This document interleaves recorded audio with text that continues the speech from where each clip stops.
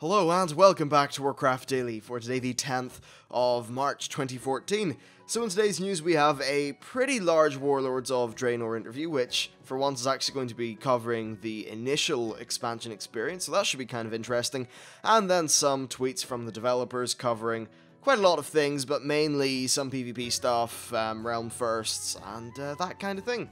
So first of all, we have the interview, and it was with Alex Afrasiabi, and he is the game's lead creative designer, lead content. He's basically one of the main guys who is shaping the direction in which World of Warcraft goes.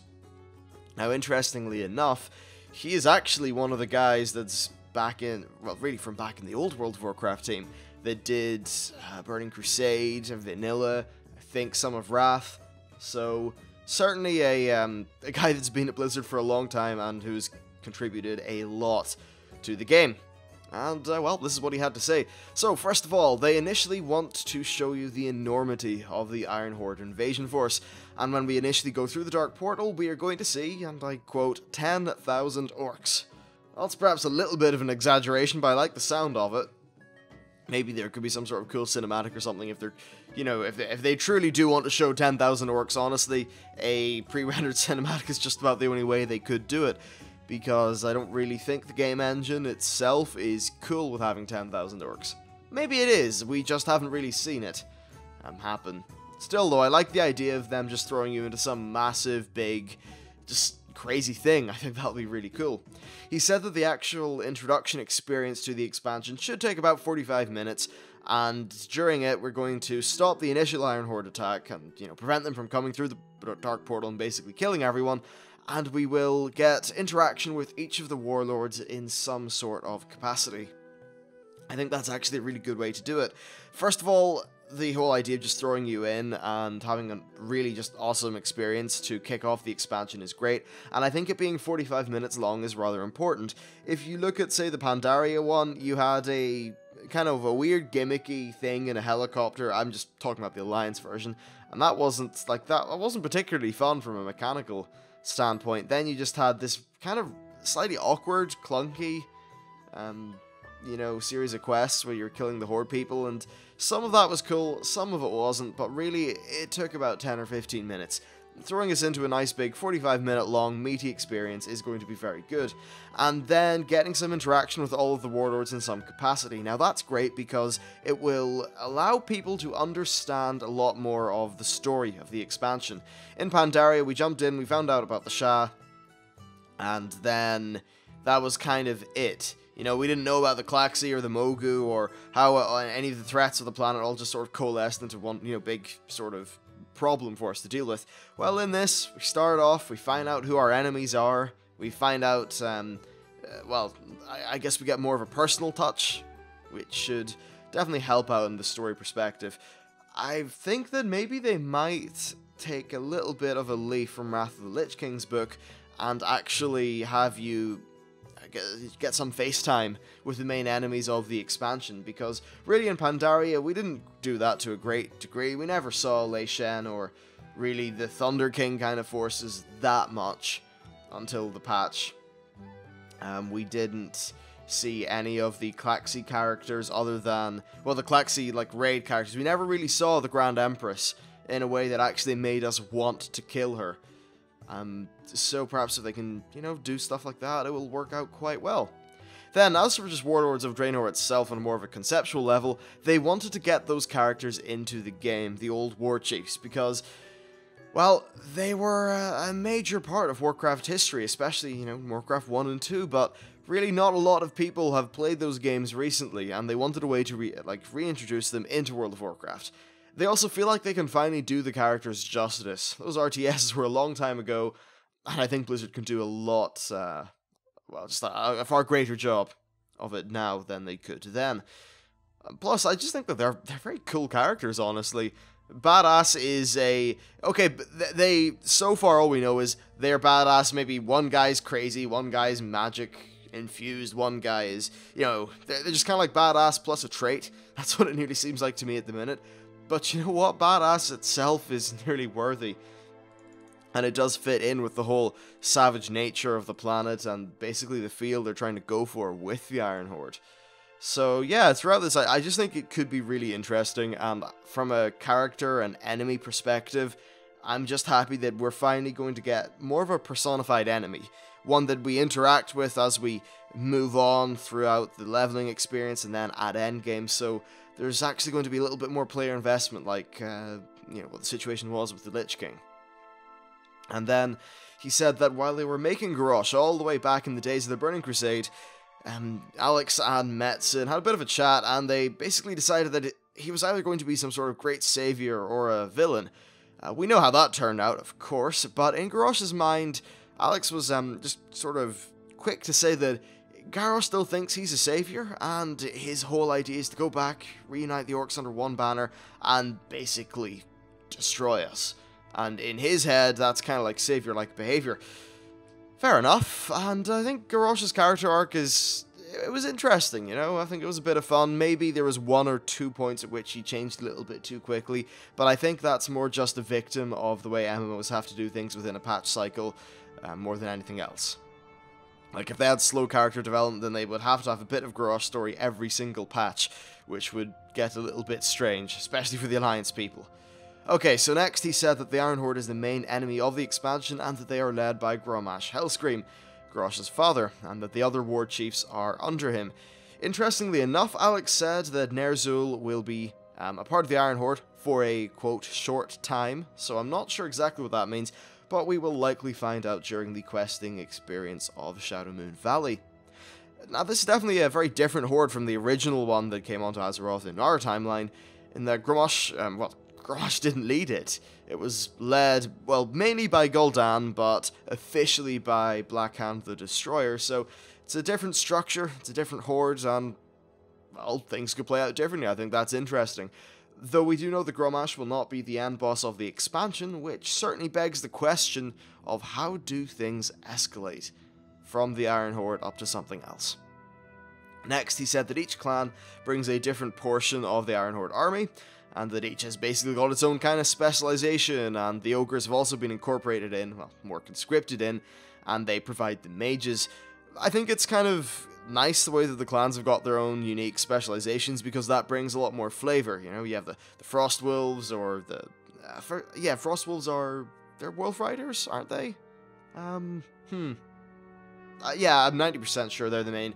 They're like hunters and wolf riders and that kind of thing. You have Blackhand's clan, which are like the kind of warriors and forge masters, things like that. I just think are nice, and it just adds a lot more flavor rather than them being one giant homogenized thing. I think a lot of people perhaps think that we are going to be fighting the Iron Horde without realizing that we're actually fighting the various parts of the Iron Horde, and that when you take them in their separate parts, each of them will hopefully feel rather different.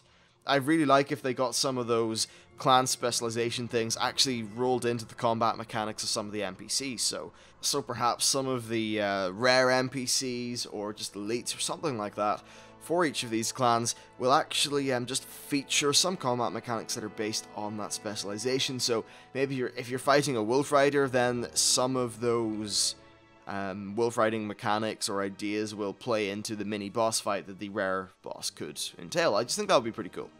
Anyway, enough of that little sidetrack, and let's move on with the interview. He said that they're going through great efforts to ensure that garrisons have got real function in the world.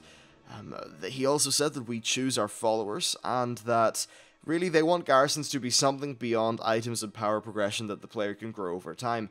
I think that's fair enough. The more progression systems, the better, and I do like how we can choose followers. I'm not too sure, though, can we customize a follower in terms of, like, from the ground up, make a follower, give them a name, all that sort of stuff? I'm not particularly sure. Right now, all we've really heard is that we can choose from followers.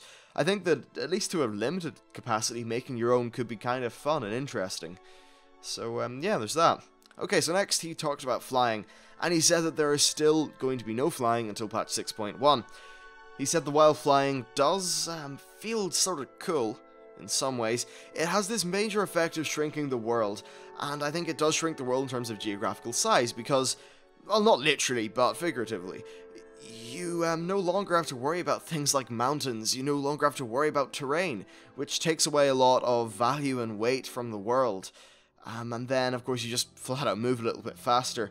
So right now they think that the player base is split 50-50 on this decision, with half thinking it's good, half thinking it's bad. He said that they think that they can learn a lot from doing no flying until 6.1, and that they will be able to make a world that players enjoy without flying. And honestly, I think that can happen. It can be so much more immersive. In terms of actual gameplay, it means the terrain matters, so when they're designing quests and things like that, a quest of go into a place and free a prisoner, this is an example I used a while ago, but it still holds up. A quest that's going into a keep and freeing a prisoner is actually going to matter, because you can't just fly to the top of the keep and then fly to exactly where the cage is, click the button, then fly out again. That doesn't really make too much sense within the idea of this being an RPG. No, now in the game the terrain would matter, so you have to fight your way through a keep or do something cool like that. Now that's just one small example. What really matters is how they can weave this into gameplay, especially with that whole Timeless Isle style of thing. Now if you look at the Timeless Isles, if that was a flying thing, it would be crazy. All it would be, right, is people flying around in circles, not giving a shit about the terrain, and waiting until a thing appears on their map and then diving straight for it. Now that does happen to a limited degree with ground mounts, but the overall just sort of difference between flying and being on the ground allows for some more gameplay on the Timeless Isle. Things like, say, the ropes that are hanging across that cliff, and you can do a little bit of a jumping, well, I very loosely say jumping puzzle, to get to them. You couldn't do that if there was flying.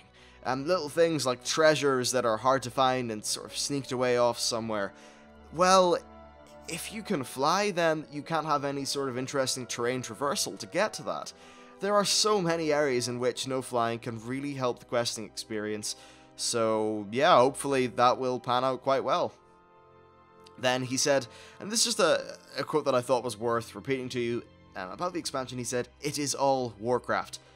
And I think that's very important and great, because it is a very Warcrafty expansion. It's based in Warcraft lore, it's got Warcraft characters, but I just think more, in terms of just what it is at its heart, it feels like more Warcraft than Mists of Pandaria, because Mists of Pandaria, it didn't really feel Warcrafty in really any way to me. It just didn't feel like something that would come out of Blizzard. It just felt like this strange aside. And, okay, it was fun for what it was, but I'm glad that aside is over, and I want to get back into Warcraft. I think this expansion could do that. Then he also said that in general he thinks the World of Warcraft has worked so well because it's accessible, it's based on social interaction, and then it has a lot of depth. I think I agree with him. And then he said, and really he closed off the interview with saying, "I think it is a game that we can support forever." Well, if you truly think that, I'm going to hold you to that damn quote. I'd be happy enough if this game kept on going forever. I think realistically, though, it's probably, I'd say maybe 20 years from now is when we're going to start to see the initial kind of sort of death knells or decline. And then, of course, I don't think that would be 20 years of full development. You know, it would go free to play, and then they would do an Asheron's Call style thing where they just stop formal support. Well, I mean, they will support by doing bugs, but they won't really add much more content. I think that's what would happen. Anyway, so now that that's talked about, let's move on to some of the tweets from the Blues. First of all, we have one from Jeremy Friesel, who's the main Garrison guy over there, and he said that there are going to be definite bonuses for having both a profession building and the profession itself, so it's nice that there will be a little bit of synergy there. Then next we have a tweet from Owen Landgreen, who is one of the guys that's really responsible for rewards and that kind of thing in game, and he said that the Realm First level 100 achievement is gone, and that they are still discussing challenge mode and raid Realm First. For leveling, he said that it creates a very exploitative mindset and it's only content for one day. I think, well, as for the leveling one, whatever, I never really cared, and I don't think it really affected the gameplay experience of anyone, so I don't particularly mind. Though I think that Raid and Realm First are definitely something to keep in the game, because it's badge of honor. It's a thing to work for, you know, for those maybe 2 or 3 guilds per server that can really do that. They can have a badass and, frankly, just fun competition every patch. Why take that away? I don't think it really, I just don't see much of a point to taking that away. Then we have a few tweets from Halinka. He basically has 4 bullet points, and I will repeat them to you. Firstly, he said that like all gear, PvP gear should provide players with a feeling of progression. Playing the game rewards gear, which makes you feel more powerful. His second point was the best gear for PvP and PvE should come from PvP or PvE respectively, but they want a little bit of crossover because World of Warcraft has a lot to offer for all players. For third point, he said the gap between players just starting PvP and those who have the best gear is not something that should be very large. And then his fourth point is any system that makes PvP gear better for PvP should be easy to understand. Players should be easily able to compare PvE and PvP gear. So that's fair enough. Basically, as long as PvP is best in PvP, and PvE is best in PvE, then I am happy. They can do whatever the hell they want with gear. As long as that balance is just preserved, and that does appear to be what they want to do. They will, though, just be sort of narrowing the gap and making them a little bit more similar. Not similar, just they're taking away the odd disparity that we had for a lot of Mists of Pandaria. I think if you take the most recent PvP season as an example, they have PvP gear that's item level 550, and that's perhaps a little bit more balanced with the current high-end PvE gear, so that all makes sense. Alright, so that is it for today's show. If you enjoyed it, you can like, subscribe, all those things. My social media links and Patreon link are in the description, so that stuff can all be checked out. And with all that said, thank you for watching, and I will see you next time.